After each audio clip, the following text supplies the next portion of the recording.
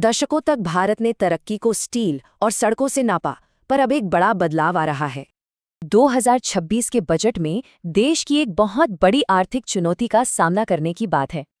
देखिए, भारत की इकोनॉमी तो बढ़ रही है, पर उस हिसाब से नौकरियां नहीं बन पा रही।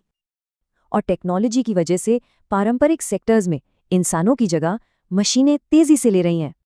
तो सरकार का जवाब है एक बिल्कुल नई तरह की इकोनॉमी की तरफ, एक दालचित कदम।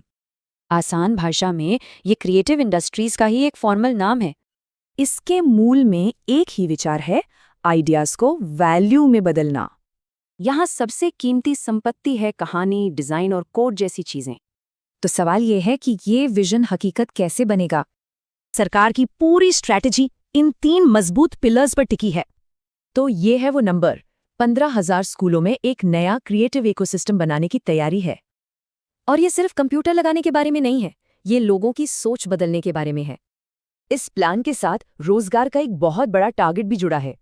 लक्ष्य है साल 2030 तक 20 लाख नई नौकरियां पैदा करना।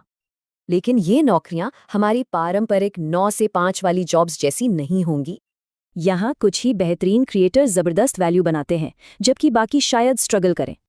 ये स्ट्रैटेजी साउथ कोरिया की कामयाबी से इंस्पायर्ड है, पर भारत के पास अपने कुछ खास एडवांटेज हैं।